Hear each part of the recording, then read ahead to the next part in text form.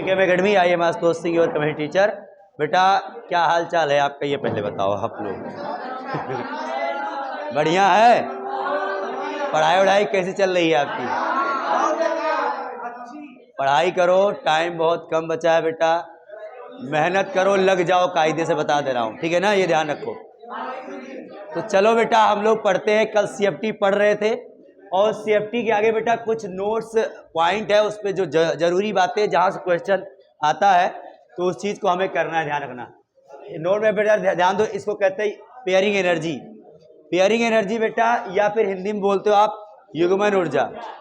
Pairing energy क्या होता है? It is represent by energy which required to pairing electron in single field electron orbital. किसी orbital में अगर सिंगल इलेक्ट्रॉन है, उसको पेयर कराने के लिए कितनी एनर्जी की जरूरत पड़ती है, उसी ऊर्जा को, उसी एनर्जी को क्या बोलते हैं बेटा हम लोग? पेयरिंग एनर्जी बोलते हैं। ये ध्यान रखना, ठीक है ध्यान। तो हिंदी में बेटा लिख लो इस चीज को, क्या कहते हैं? युग्मन ऊर्जा को लिखो, वह आवश्यक ऊर्जा जो वह आवश्यक ऊर्जा जो किसी अर्धभरित इलेक्ट्रॉनों से, अर्धभरित ऑर्बिटल ऐसा लिख लो बस, अर्धभरित ऑर्बिटल में एकल इलेक्ट्रॉन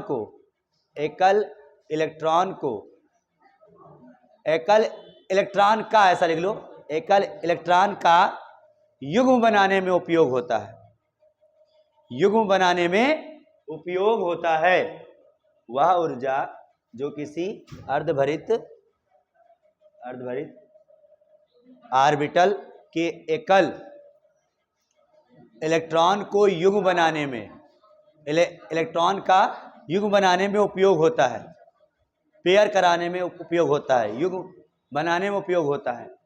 उस ऊर्जा को युग्मन ऊर्जा कहते हैं। ऐसी ऊर्जा जो एक ऑर्बिटल में, ऐसा समझो बेटा, यहां पे लिसन, मान लो एक इलेक्ट्रॉन है, ऐसा समझो, 1 2 3 4 5 ऐसे है, मान लो, ठीक बेटा, मान लो, ध्यान दो यहां पे। अब इसका क्या कराना, मान लो बेटा हमें पेयरिंग कराना हो तो क्या होगा सर जी यहाँ पे? तो ये सिंगल इलेक्ट्रॉन जो है, इसी को युग्म देने में, इसी का पेयरिंग कराने में जो ऊर्जा लग रही है, उसी ऊर्जा को हम क्या कहते हैं? पेयरिंग ऊर्जा कहते हैं, सिंपल सी बात। और ये युग्मन वाला काम कौन कर पाता आसानी से? Strong field. क्यों करता है? क्योंकि स्ट्रॉन्ग फील्ड के लिए बेटा विपाटन ऊर्जा जो होती है, यानी कि स्प्लिटिंग एनर्जी जो होती है, बहुत ज्यादा होती है।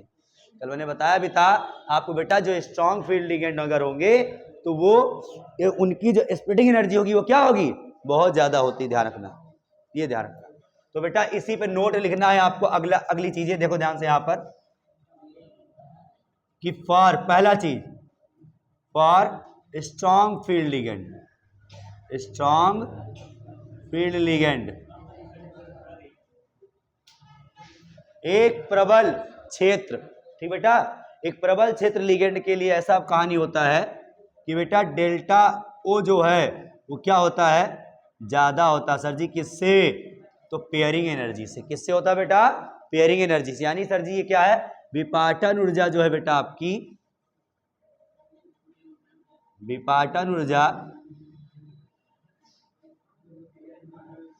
क्या होती है? ज्यादा होती है। किससे बेटा? युग्मन ऊर्जा से। अब बताओ तो लिगेंड क्या करना चाहेगा? इधर देखो ध्यान से।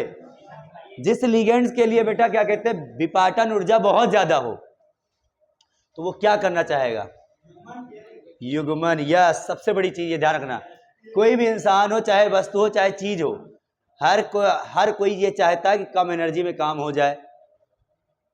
तो ये स्ट्रॉन्ग फील्ड लिगेंड के लिए अगर बेटा क्या कहते हैं, ये ऊर्जा ज्यादा है अगर पेयरिंग एनर्जी से, तो ये पेयरिंग कराना प्रेफर करेगा, ये ध्यान रखना। तो ये लिखेंगे आप लोग, so these ligands prefer refer to pairing of electron. तो ये क्या प्रेफर करते हैं? पेयरिंग कराना प्रेफर करते हैं, ये ध्यान रखना, ठीक है। तो हिंदी में यही बात अभी लिख लेना बेटा, परेशान ना हो आप लोग। दूसरी बात देखो ध्यान से, for weak field, weak field ligand अगर होगा, वीक फील्ड लिगेंड के लिए बेटा क्या होता है यहां पर, इधर देखो ध्यान से, वीक फील्ड लिगेंड क्या होता है, उसके लिए CFSC यानी crystal field theory, crystal field energy क्या होती है, कम होती, किससे, पेयरिंग एनर्जी से, ये ध्यान रखना, ठीक है। तो पेयरिंग एनर्जी क्या हो गई, अब ज्यादा हो गई। तो पेयरिंग एनर्जी ज्यादा हो गई वीक फील्ड के लिए, तो वो क्या करना चाहेगा, स्प्लिट करना चाहेगा, वो स्प्लिट करना चाहिए, ध्यान रखना। तो यहां क्या कहेंगे बेटा हम लोग कि सो these ligands refer to split, refer to splitting the d orbitals electrons, d orbital के इलेक्ट्रॉन को क्या करेंगे, ये स्प्लिट करा देंगे, ध्यान रखना, ठीक बेटा, ये ध्यान रखना। तो नोट करो बेटा, यहां पे लिखो, प्रबल क्षेत्र लिगेंड के लिए, प्रबल क्षेत्र लिगेंड के लिए, प्रबल क्षेत्र लिगेंड के लिए ये लिख लो, विपाटन ऊर्जा क्या होगी, अधिक होगी, किससे, युग्मन ऊर्जा से। तो क्या होगा, इसलिए ऐसे लिगेंड इलेक्ट्रॉनों का युग्मन, ऐसे लिगेंड, इसलिए ऐसे लिगेंड इलेक्ट्रॉनों का युग्मन कराएंगे, लिगेंड इलेक्ट्रॉनों का युग्मन कराएंगे या युग्मन कराना चाहेंगे। इधर देखो बेटा, यहां पर दुर्बल क्षेत्र लिगेंड के लिए, दुर्बल क्षेत्र लिगेंड के लिए क्या है कहानी बेटा, ऐसे लिगेंड युग्मन कराएंगे या युग्मन कराना चाहेंगे। यहां लिखो बेटा, दुर्बल क्षेत्र लिगेंड के लिए ये देखो, विपाटन ऊर्जा कम होगी, किससे, युग्मन ऊर्जा से। क्या लिख सकते हो आप, विपाटन ऊर्जा जो है आपकी वो क्या है, कम है, किससे, युग्मन ऊर्जा से, ये ध्यान रखना। और अगर युग्मन ऊर्जा के लिए बेटा बहुत ज्यादा है तो क्या करना चाहेगा, विपाटन करना चाहिए, स्प्लिटिंग करना चाहेगा। तो लिख लो, अतः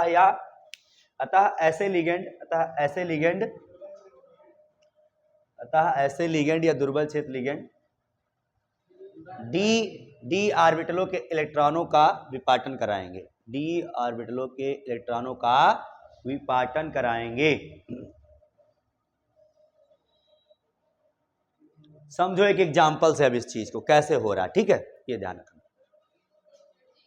हाँ,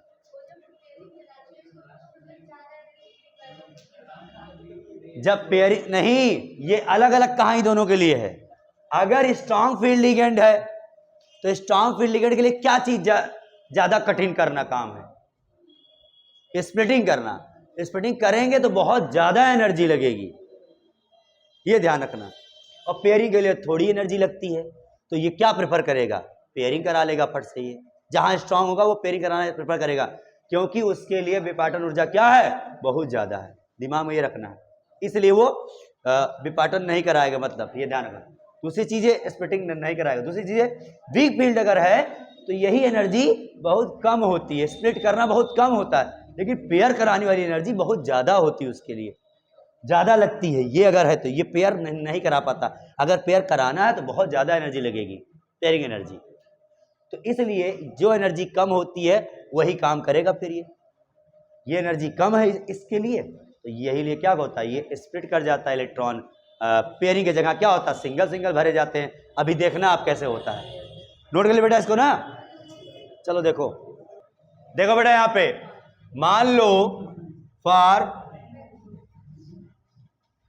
स्ट्रॉन्ग फील्ड लिगेंड है, स्ट्रॉन्ग फील्ड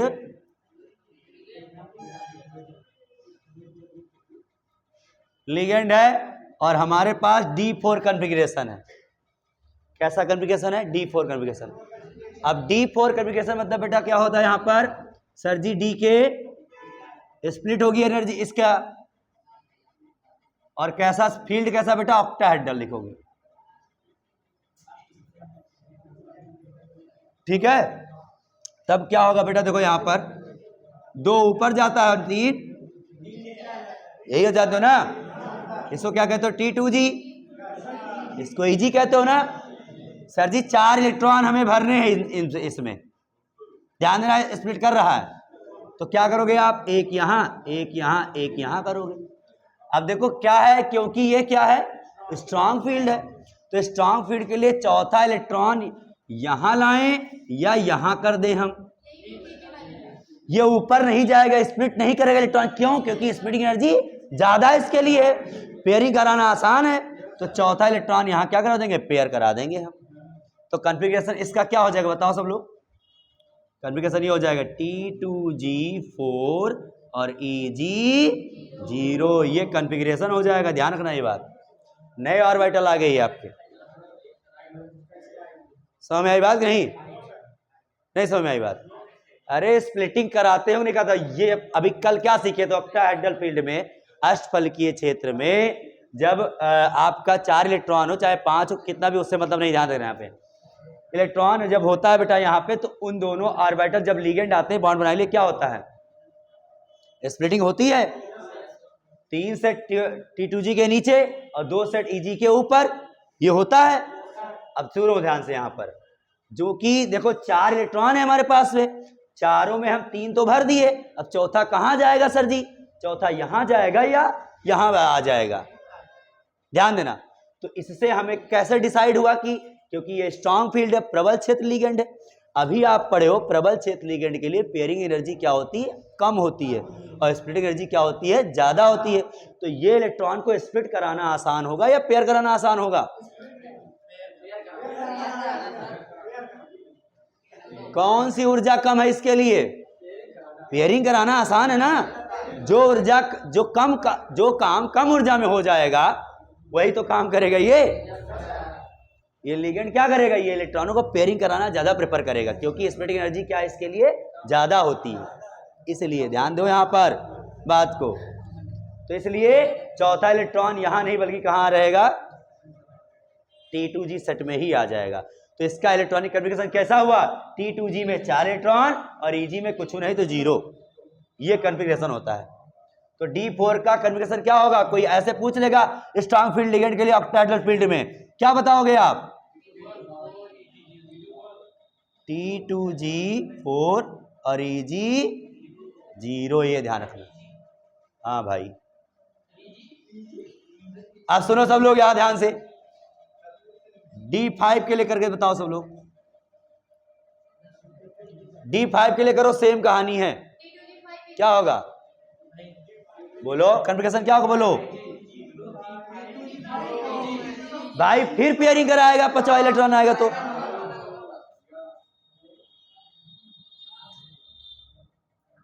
समझ में आ रही बात कि नहीं? पहले बताओ, ये कहानी है, नोट करो इसको। फिर हम आपको बताते बेटा वीक फील्ड।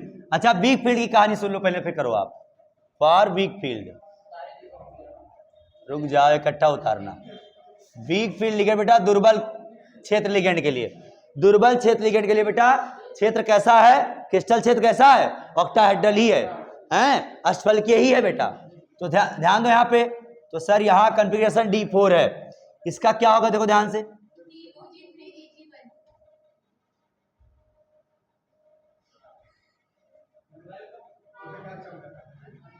T2G और EG 4 इलेक्ट्रॉन है, 1 2 3 हो गया।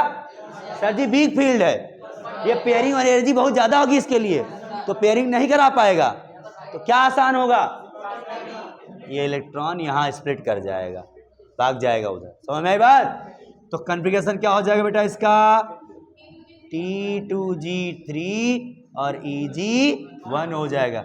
ऐसे D5 का करके बताओ फट से। अब बेटा हम लोग पढ़ने वाले हैं यहाँ पर स्पेक्ट्रोकेमिकल सीरीज, स्पेक्ट्रोकेमिकल श्रेणी।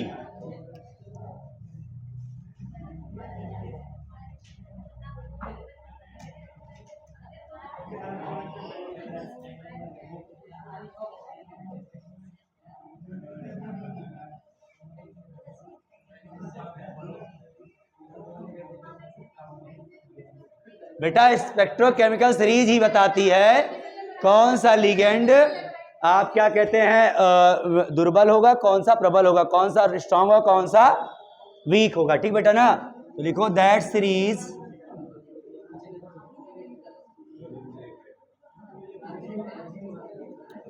in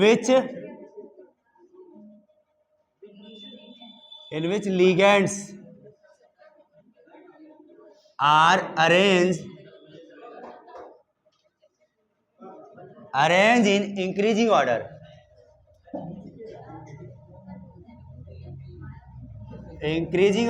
of their splitting energy और स्टेबिलिटी। बस स्प्लिटिंग एनर्जी कर दो। देखो बेटा यहाँ पे the series in which ligands are arrange in increasing order of their splitting energy या CFSC। हाँ भैया, केमिकल स्पेक्ट्रो रासायनिक श्रेणी कह सकते हो आप, स्पेक्ट्रो रासायनिक श्रेणी कह सकते हो आप।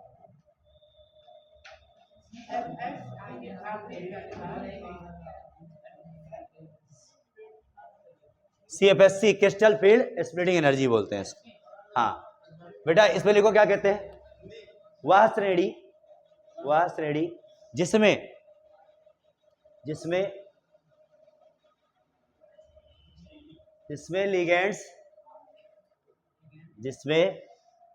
लिगेंडो, ऐसा लिख लो, लिगेंडो को उनकी विपाटन ऊर्जा के बढ़ते हुए क्रम में ऐसी श्रेणी जिनमें लिगेंडो को उनके विपाटन ऊर्जा के बढ़ते हुए क्रम में व्यवस्थित किया जाता है उसे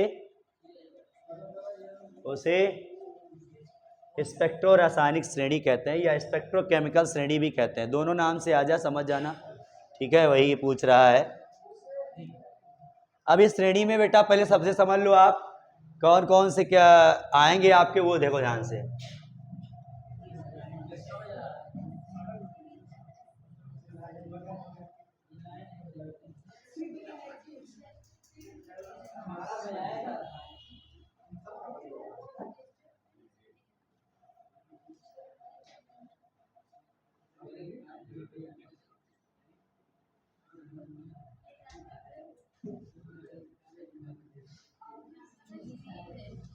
ये सीरीज है,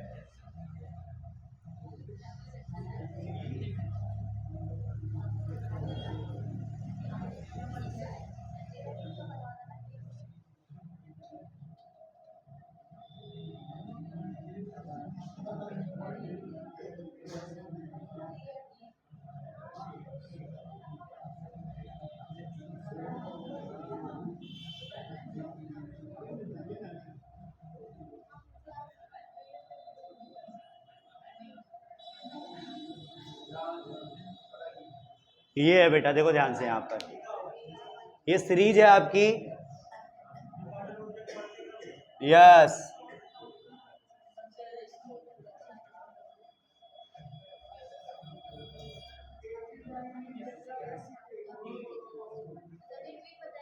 हाँ ट्रिक बता दे रहे हैं आपको। देखो यहाँ पे लिखवा दे या नोट कर लोगे? एक बार सुनो, देखो एक बार सचिन कॉलेज से फरार, एक बार सचिन कॉलेज से फरार और ऑक्जिलेट को हुआ पानी से प्यार, ऑक्जिलेट को हुआ पानी से प्यार, तो क्या हुआ फिर, नाचता उड़ता अमोनिया पहुंचा इन कनाडा कोलंबो। समझ गए ना? इस तरीके तैयार कर लो इसको, नोट करो इसको बेटा आप। ये बेटा आपका निमोनिक का ट्रिक, इससे तैयार कर लो आप लोग। वाटर से सब पहले वाले सब वीक में आते हैं, weak field ligand. Water medium में कभी वीक में भी आ जाता है, कभी स्ट्रांग में भी आ जाता है। और यहां से यहां तक बेटा ये सब स्ट्रांग में आते हैं। अमोनिया पहुंचा in Canada Colombo, strong field ligand. नाचता भाई एनसीएस, ये दुर्बल, ये बेटा क्या है, प्रबल है, ये दुर्बल है ऊपर वाला। वाटर बीच में आ जाता है, ठीक है, बीक में ही गिना जाता है कभी कभी वो, लेकिन सम टाइम कभी कभी आ जाता है स्ट्रांग में। नोट करो इसको पहले। तो इस टाइप के क्वेश्चन बेटा ध्यान देना आपको। यहाँ स्ट्रांग फील्ड लिगेंड है तो इसकी स्प्लिटिंग एनर्जी ज्यादा, यहाँ वीक फील्ड है तो इसकी स्प्लिटिंग एनर्जी कम। क्योंकि देख रहे हो आप बढ़ते हुए क्रम में, आप लिखो बेटा यहाँ पे Cn यहाँ आ रहा, देखो ध्यान से, Cn यहाँ पे है और F कहाँ है, बहुत पानी से बहुत पीछे, ये वीक में आता है। इसलिए क्या होगा यहाँ पे CFSC यानी क्रिस्टल फील्ड स्प्लिटिंग एनर्जी जो होगी, विपाटन ऊर्जा जो होगी, इसकी कम होगी, इसकी ज्यादा होगी। पेयरिंग ऊर्जा इसकी ज्यादा होगी, इसकी कम हो जाएगी, बस सिग्मन ऊर्जा। ठीक है, अब आगे बेटा देख लो यहाँ पर एक चीज, थोड़ा सा आप कोड भाषा समझ लो। जितने एन डोनर एटम वाले होंगे, कितने भैया, एन डोनर एटम, उनका ध्यान देना, उनकी स्प्लिटिंग एनर्जी ज्यादा होती, ध्यान रखना जहां पे एन होगा, ये ध्यान रखना। एन से भी ज्यादा कार्बन वाले होते हैं। कौन होते भैया, कार्बन वाले। सी डोनर एटम जहां आ जाए, कार्बन वाला उससे कम, नाइट्रोजन वाला उससे कम ऑक्सीजन वाला आता है, ऑक्सीजन डोनर एटम। और सबसे कम हैलोजन्स आते हैं। ये ट्रिक समझ लो आप, ध्यान दो यहाँ पे। कहीं कार्बन है डोनर एटम तो सबसे ज्यादा स्प्लिटिंग एनर्जी, नाइट्रोजन उससे कम ऑक्सीजन, सबसे कम हैलोजन। देखो हैलोजन सबसे बाद में, देखो ध्यान से, ये ध्यान, ठीक है, ओके। नोट कर लो इसको बेटा फट से। फिर मैं आपको एक टॉपिक बचा हुआ है आपका, कलर क्यों आता है, वो सेफ्टी कैसे एक्सप्लेन करती है, इसको देख लो आप लोग। तो बेटा हम लोग देखने वाले क्या यहाँ पर, colour in coordination compound. Colour in coordination compound बेटा, एक्चुअली में कलर कैसे आता है, डीएफ ब्लॉक एलिमेंट में आप पढ़े होंगे या पढ़ेंगे भी आगे चल के। ये बेटा डी ट्रांजिशन से ऐसा होता है। कैसा होता है, जब इलेक्ट्रॉन अपने ही डी ऑर्बिटल से एक डी ऑर्बिटल से दूसरे डी ऑर्बिटल में कूद जाता है, तो जो अगर कूद रहा वो ट्रांजिशन हो रहा है, यानी उनका संक्रमण हो रहा है, यानी इलेक्ट्रॉन एक ऑर्बिटल से दूसरे ऑर्बिटल में कूदने से ये चीजें उत्पन्न होती, कलर वाली चीजें, ये ध्यान रखना, ठीक है। तो मान लो, समझो बेटा यहाँ पे TiH2O 3+ की कहानी है यहाँ पे बेटा। तो इसका जब आप ऑक्सीडेशन नंबर निकालोगे तो क्या आएगा, जरा बताओ आप लोग। तो X ये 0 हो जाएगा, यहाँ पे 6 है भैया, 6 है यहाँ पर। X का क्या आ गया बेटा, +3। अब Ti का जब +3 आया, समझो ध्यान से बेटा, Ti का जब +3 आया तो +3 में ये बताओ आप लोग, सर जी कॉन्फ़िगरेशन क्या होगा बताओ इसका, 3D1 होगा नहीं होगा, जल्दी बोलो भाई बोलो। Ar टाइटेनियम 22 होता है, 22 से 3 इलेक्ट्रॉन गायब हो गया, कितना बचा, 19 इलेक्ट्रॉन बचा। कॉन्फ़िगरेशन कैसा होता है पहले बताओ आप लोग, Ar होता है 4s2 होता है, 3D1 3D2 होता है, ये होता है कॉन्फ़िगरेशन का Ti22 का। 3 इलेक्ट्रॉन गायब हो चुका है, तो 2 कहां से गायब करोगे, S से, और 1 कहां से गायब करोगे, D से। तो कॉन्फ़िगरेशन क्या बचेगा, यही तो बचेगा बेटा ना, विन्यास क्या बचेगा इसका, 2 यहां चला गया, 1 यहां चला गया, यही बचेगा। जब ये बचेगा बेटा ध्यान दो यहाँ पे, तो सर जी क्या है ये, ऑक्टाहेड्रल है। कैसा है ये, ऑक्टाहेड्रल है। तो ऑक्टाहेड्रल की कहानी कैसी होती बताओ, भैया स्प्लिटिंग कैसे होती है इसकी, 3 सेट के नीचे और 2 सेट के, इसकी स्प्लिटिंग कराएंगे हम लोग, ध्यान दो, देखो ध्यान से कैसे।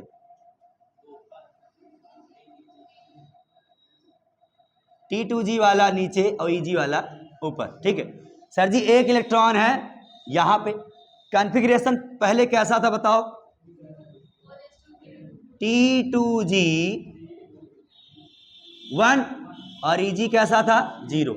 लेकिन जैसे ही क्या हुआ बेटा, कुछ एनर्जी इसने एब्जॉर्ब करी, कुछ एनर्जी इसने TI ने क्या किया, एब्जॉर्ब किया, चाहे सनलाइट से एब्जॉर्ब किया, चाहे हीट किया गया, एनर्जी जैसे इसने एब्जॉर्ब करी, एब्जॉर्ब करने के बाद बेटा क्या होता है यहां पर,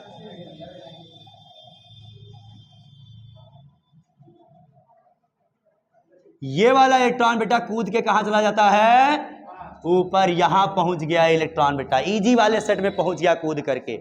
जैसे एनर्जी एब्जॉर्ब किया, ये कब ऐसा हुआ, ये एब्जॉर्ब किया एनर्जी, जैसे अवशोषित किया ऊर्जा को, ऊर्जा ज्यादा हुई, अपने इस एक्साइटेड स्टेट से कहां पहुंच बेटा, ग्राउंड स्टेट से कहां पहुंच गया, ये एक्साइटेड स्टेट में, उत्तेजित अवस्था में पहुंच गया ना, ये ग्राउंड स्टेट था, कहां पहुंच गया, ये उत्तेजित अवस्था में। अब भाई जानते हो आप, एनर्जी मिली तो है, कोई इंसान एनर्जी पाके कूद तो गया है छत पे, ज्यादा देर तक टिकने वाला नहीं है, आप जानते हो।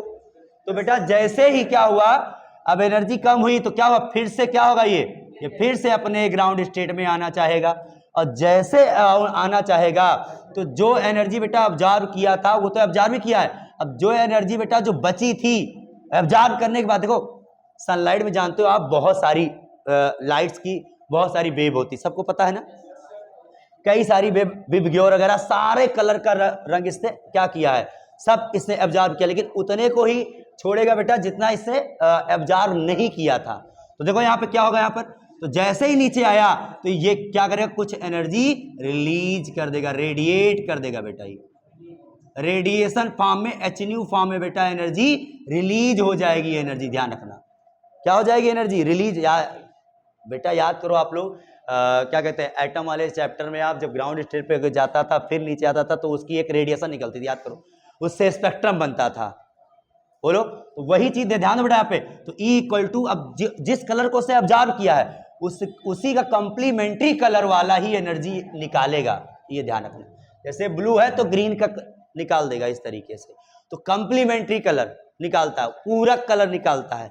तो जो ऊर्जा मान लो क्या कहते हैं बेटा, नीला कलर एब्जॉर्ब किया है या गुलाबी कलर एब्जॉर्ब किया है, तो कुछ और कलर जो उसका पूरक होगा वो उसको निकाल देगा, ध्यान रखना। तो उसी रंग की उसी कलर की ऊर्जा ये इमिट करता है, निकालता है, ये रेडिएशन मतलब इमिट कर रहा है, इमिशन कर रहा है, उस ऊर्जा का इमिट कर रहा है, ध्यान रखना बेटा।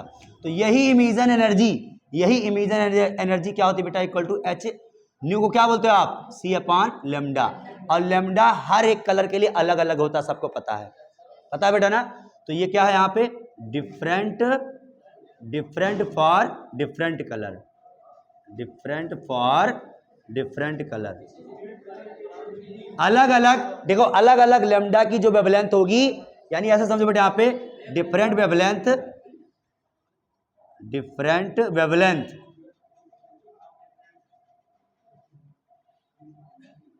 फॉर डिफरेंट कलर के लिए डिफरेंट वेवलेंथ होती है। तो वही लैम्डा बेटा शो कर देता है, इसका कलर अलग एग्जिबिट हो जाता है, दिख जाता है ध्यान। तो इसी से क्या होता है बेटा, यहाँ पे ये कलर शो करने लगता है, बस ये ध्यान रखना, ठीक बेटा। तो यही फेनोमेना है, क्या बताना है, जब कोई कोऑर्डिनेशन कंपाउंड कोई कुछ एनर्जी ऑब्जर्व करता है, तो ऑब्जर्व करने के बाद में उसके जो ग्राउंड स्टेट के इलेक्ट्रॉन हैं वो उत्तेजित होकर के हाईएस्ट स्टेट यानी बेटा उत्तेजित स्टेट एक्साइटेड स्टेट में पहुंच जाते हैं, अपने दूसरे डी ऑर्बिटल में पहुंच जाते हैं। तो फिर क्या होता है बेटा, पहुंचने के बाद फिर कुछ समय बाद में क्या होता है, वो इलेक्ट्रॉन फिर से अपने ग्राउंड स्टेट में आते वक्त कुछ ऊर्जा इमिट करता है, कुछ ऊर्जा विकिरित कर देता है, रेडिएट कर देता है, निकाल देता है, उत्सर्जित कर देता है। तो वह ऊर्जा एक स्पेसिफिक रंग की होती है, स्पेसिफिक कलर की होती है, जो कलर हम लोग को दिखाई देता है। सिंपल सी बात, यही इतना कॉन्सेप्ट है आपका, ठीक है। मैंने क्या कहा, कलर क्यों दिखता है, जब कोई कोऑर्डिनेशन कंपाउंड उपसहसंयोजी यौगिक हेडिंग लिख लो बेटा, क्या कहते हैं? कोऑर्डिनेशन कंपाउंड में रंग व्यक्त होना। उपसह संयोजी यौगिकों में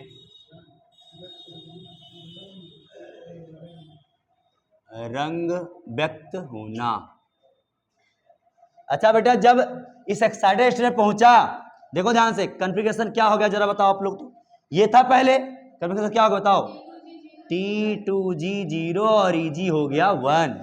तभी ऐसा हो रहा, ध्यान रखना। ये कब हो रहा है? जब एब्जॉर्ब कर रहा है एनर्जी को, तो एब्जॉर्ब एनर्जी। अब फिर से पहले जैसा पहुंचेगा तो क्या करेगा यार? रिलीज करेगा energy, release energy, release energy करेगा तो फिर इसी स्टेट में आ जाएगा बेटा। तो T2G1 और Eg ऐसे लगातार चलता रहता है। थोड़ी सी एनर्जी पाया, थोड़ी सी एनर्जी कहीं मिली इसको, फट से इस स्टेट पहुंचा, फिर जो एनर्जी अब्जॉर्ब किया था उसने रिलीज किया तो उसी का कलर हम लोग को दिखना शुरू हो जाता है। ये कन्फिगरेशन फिर से अटेंड कर लेता है। ये भी लाइन आप लिख लेना, ध्यान रखना, ठीक है? हाँ, ऐसे चलता रहता है आपका। नोट कर लो इसको, पढ़ते रहो बेटा अच्छे तरीके से, और नोट्स बनाते रहो, रिवीजन करते रहो, एनसीईआरटी एग्जाम्पल क्वेश्चन जरूर लगाओ आप लोग, ठीक है ना? और वीडियो को आप लोग थोड़ा सा भाई लाइक वाइक कर दिया करो, लाइक करने में पैसा नहीं लगता आपका, ठीक है?